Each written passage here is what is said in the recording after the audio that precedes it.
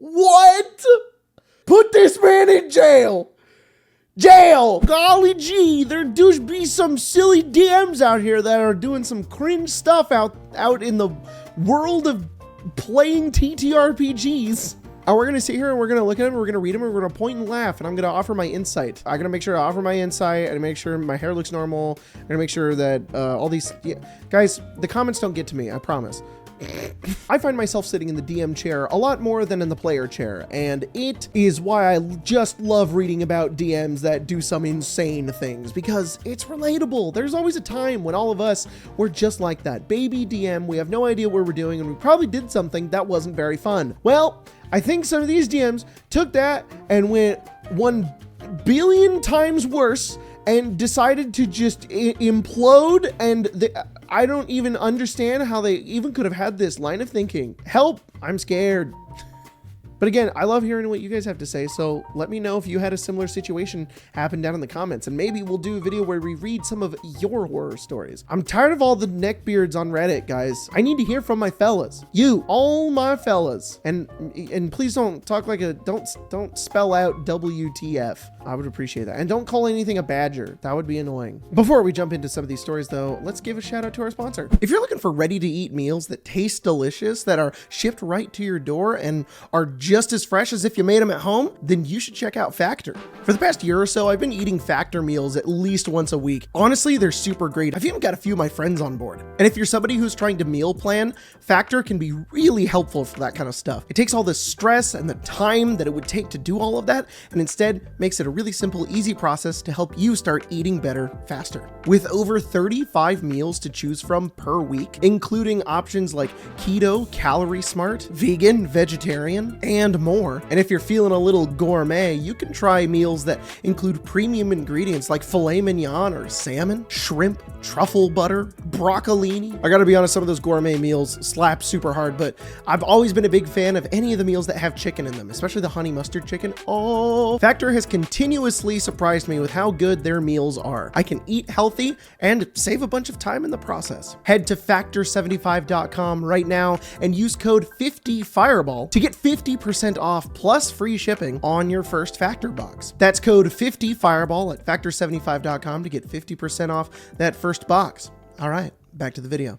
I really hope that some of these stories are more about the cringe of the person who's writing the thing than actually is the cringe of the situation. Those are the most fun. I like that. Oh, I love when Reddit is like, dearreddit.com.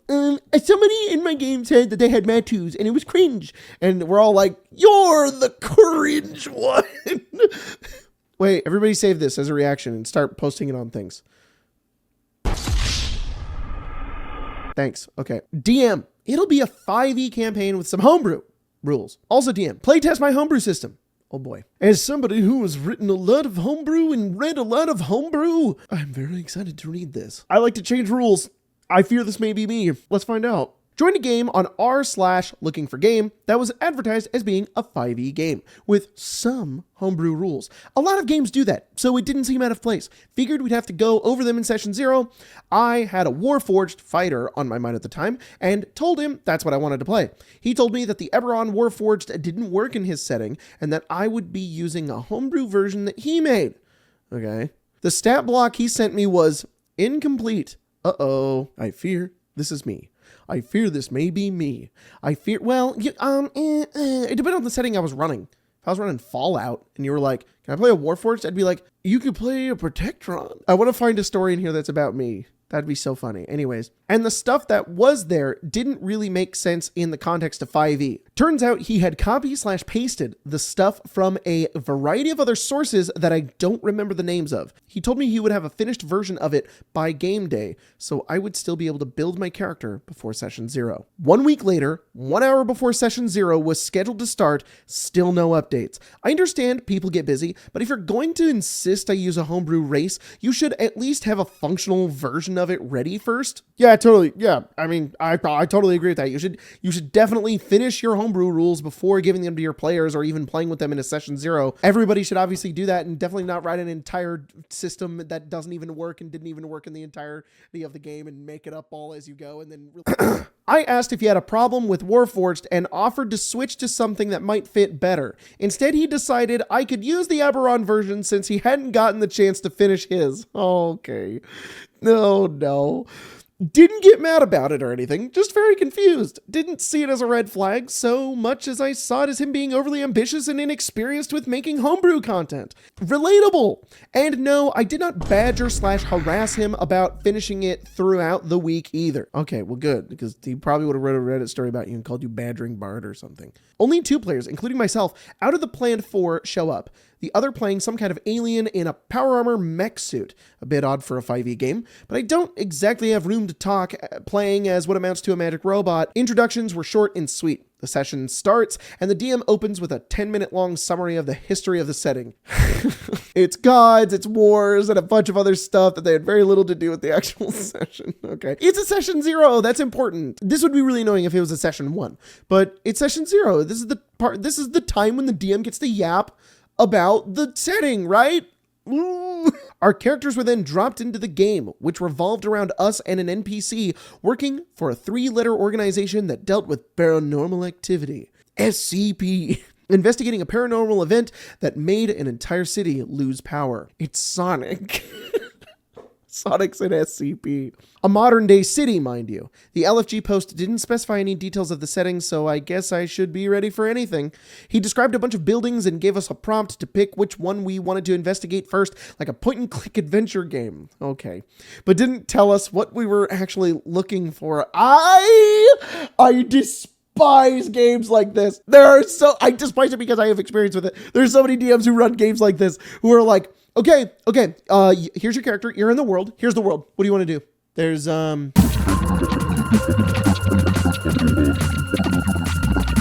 do you want to do first? None of this affects you, by the way. I have not come up with a reason or a bond or a trait or anything for you to care about this to begin with. I just want you to just create a Skyrim main character and just go do it. Except I didn't put a Helgen in the game. He described a bunch of buildings and gave us a prompt to pick which one we wanted to investigate first, like a point-and-click adventure game, but didn't tell us what we were actually looking for. It was at this point he told us it was actually a survival horror game, and we needed to look for supplies. What happened to investigating the power outage? Okay, so they do have a goal, and the goal is to find out the power outage thing. So this is like, the DM really wants to play Resident Evil. That's what this seems like. After about an hour of investigating points of interest and fighting a few paranormal creatures, we suddenly get swarmed by zombies. Raccoon City. Day I'll never forget. The day the cop and me died. Edit out me laughing too hard at that. That's so embarrassing. Too many to realistically fight as level 1 characters.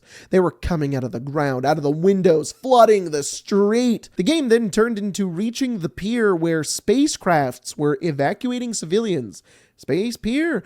I don't know. We get there, and one of the 2 escape crafts is destroyed by a demigod that wasn't even mentioned in the opening cutscene. The opening cutscene. So this game started as like, I'm running a game, homebrew setting. You want to play Warforged? Actually, you have to play this instead. Never mind. Okay, this guy's showing up in Fallout power armor. You guys are in a city, and there's a power outage. What do? No.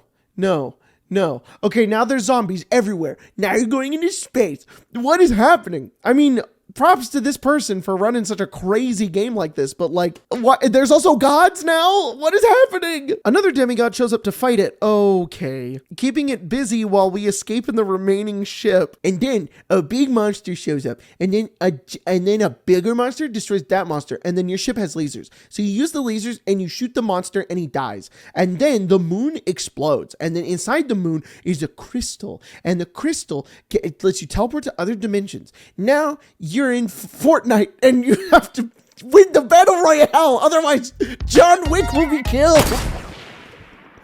Honestly, I'd play that though. That'd be so fun. We get to a massive satellite in space where we need to find a faster ship to escape to a different planet. We find one and are unceremoniously killed by the BBG before we can even get close to it. Okay. This is session 0! Why are you killing? Oh, I hate this. I one time played in a game where we got killed in session 1, and then all the gods said, here is your quest. Go do the quest. And we were like, okay. And they brought us back to life, and we had to go do the quest. And I was like, this This is so dumb because now there are no choices we can make because literally God told us to. And if there were any stakes in this campaign, there are now none because we have literally died and God told us, no, it's okay. You go back and you do that now. So we're at the DM's disposal, and this feels a lot like that. This is where he finally tells us that this was an introduction to his main setting for an original system that he was making, and that he wanted session 1 to be using that system instead. I was as constructive as possible and made sure to point out the things he did right. The horror elements and descriptions of the creatures were really, really good. He really knew how to build tension, so he'd be great at running rules-light horror games, but also made it clear I had no interest in learning a homemade system.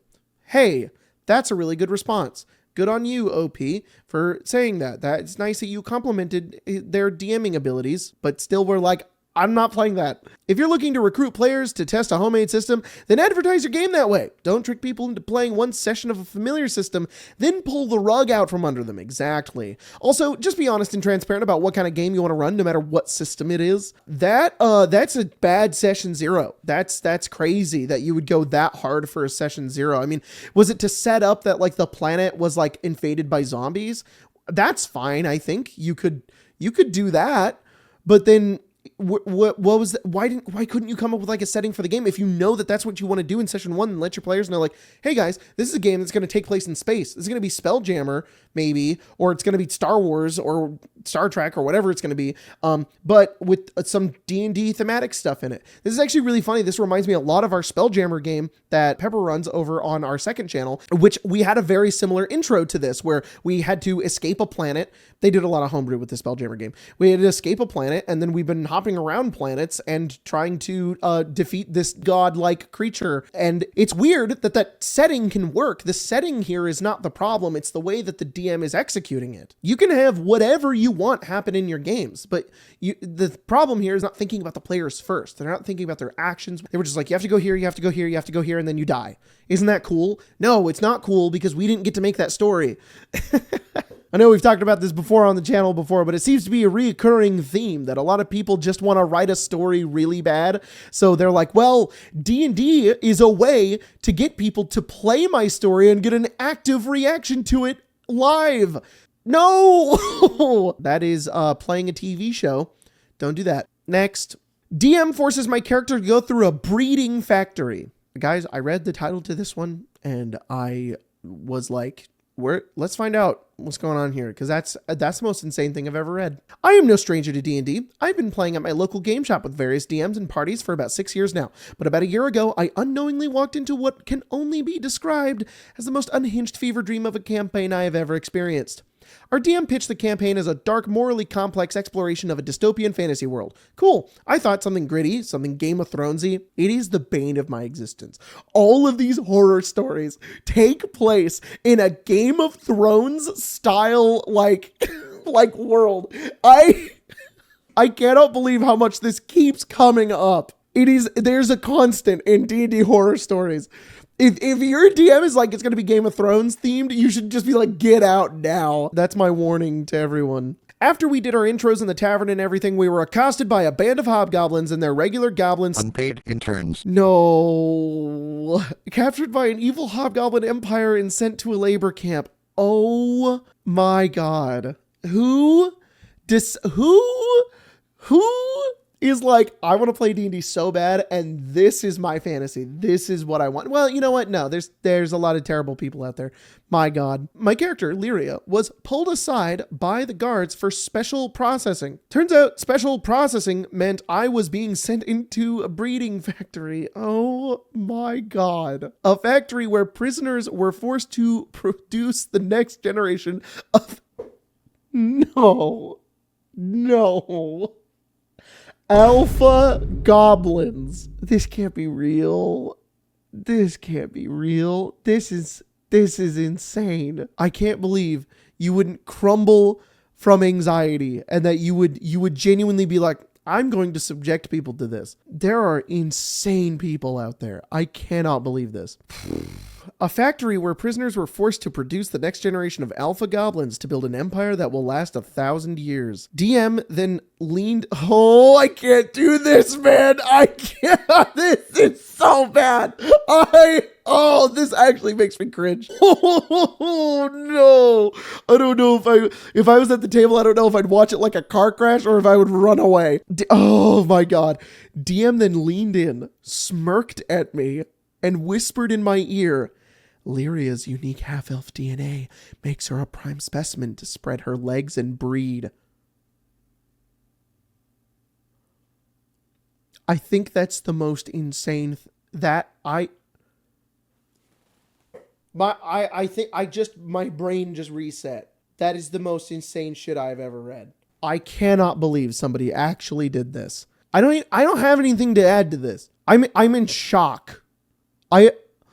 These stories normally I'm like, oh, that's silly. That's a little funny that happened. Oh, that's crazy. Like, or, oh my God, I can't believe a player would allow that to happen. But I could kind of see it happening. I genuinely do not understand how somebody would organize a D&D game, get everybody to show up, do a session 0, have the characters make characters, level up, help them play the game, write everything out, get a DM screen, get snacks, get food. Everybody sits down, sets up, you pick the day, you schedule it out, you all sit down, ready to play D&D, and then you do this. And then you put this on them. This is an actual horror story. I'm so scared. He then showed me an AI. No! How? He then showed me an AI generated picture of of an alpha goblin that supposedly took the best aspects of humans and elves to create a master race. What? Put this man in jail. Jail! Oh my God! Prison! Community service! Something! And get him off the goddamn streets! This is insane! This should be a crime! We need to criminalize this! I hate this! He then described the factory in excruciating detail. Jail! Jail! Arrest him! I hate this! Oh my God! Oh my God. He then described the factory in excruciating detail. Guys, can you hold my hand while we go through this? Can everybody just please just hold my hand while we read this? We have to get through it. I hate this so much. He then described the factory in excruciating detail. No, I'm not going to say that out loud. Skylar, unfortunately, we have to remove that. That can't be in the video. You're going to have to go read the story yourself if you want to know what that is. And those deemed fit were taken to a special room by a group of breeder goblins.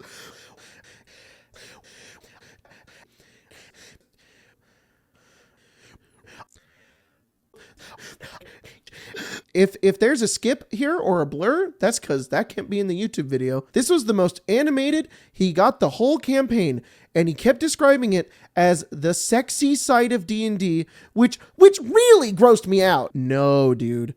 No, dude. No, dude. No, dude. No, dude. Okay, so I didn't even read it. I just looked ahead to the next paragraph, and if you want to read that, you go ahead. I can't. That's horrifying. I'm just going to skip to the end. I then got up and noped out of the session. You could just say you left. You don't have to say you noped out. That's the most horrific shit ever. Why are you using funny Reddit talk? I then got up and noped out of the session. The barbarian player followed me, muttering something about needing ear bleach. I need ear bleach. While the DM kept yelling about how this is crucial to the story and that you can come back for revenge if you want. I'm not afraid to kill off some hobgoblin breeders. And it's a dark world. What did you expect? But no. Maybe for some people, but not me. No, maybe for no one. Maybe for literally no one. Okay, after that fun story, we're going to move on to the last one, and I probably don't ever want to do this again. Ahem, my new DM uses ChatGPT for everything. Ah! This one can't be worse. This one can't be worse. Please.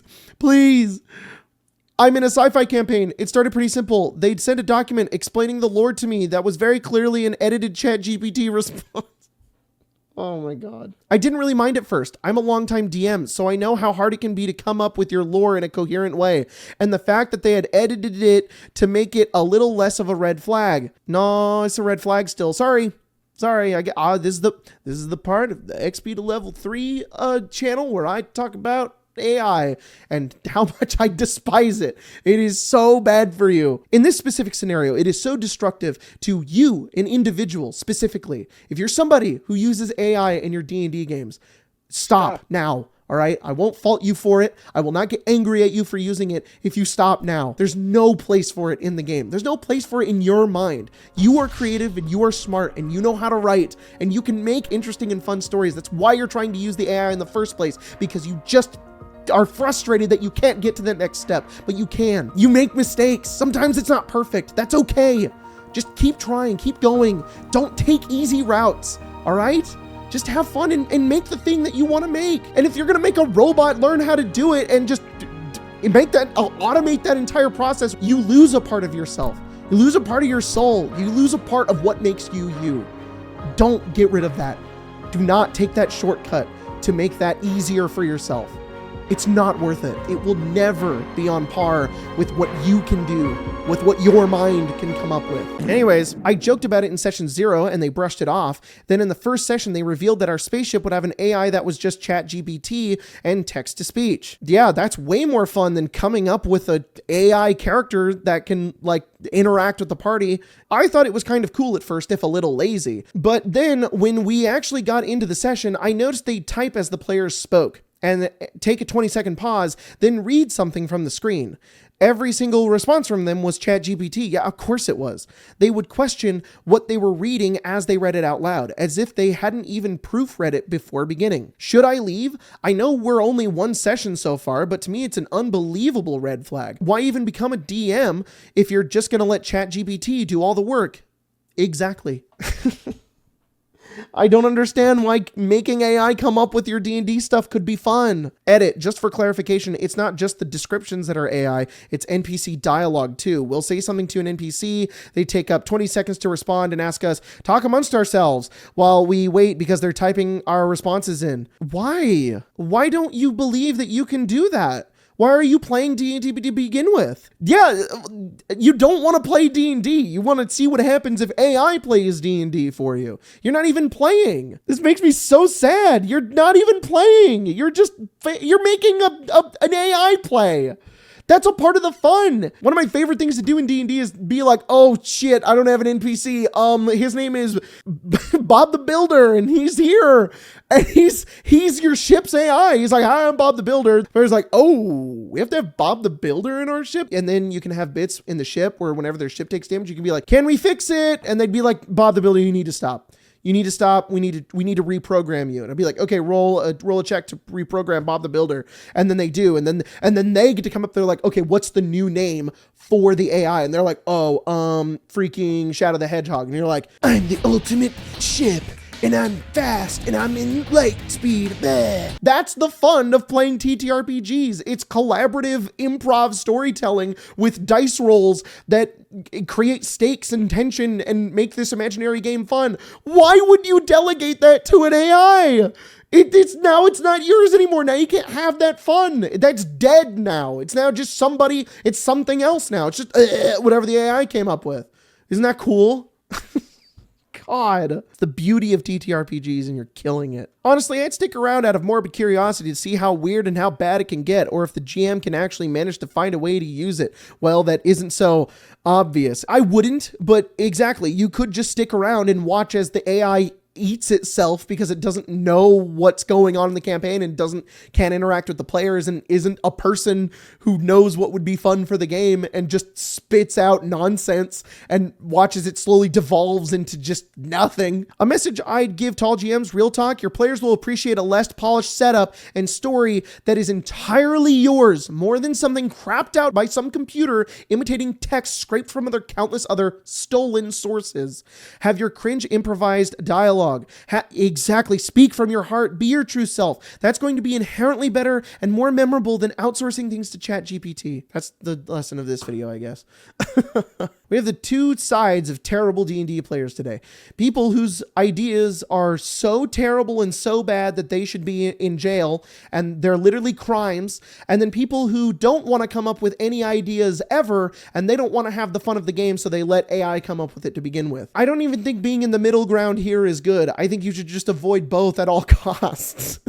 God, for the first one, obviously learn your boundaries with your players and don't bring weird fetish stuff into the game that's horrifying. And also just like oh God, it's the importance of safety at TTRPG tables, because if you think that being like, oh, safety tools, I don't want to have to fill out a thing, it's because you never know when some freak is going to show up and do something insane, right? You need to make sure that that is discussed ahead of time.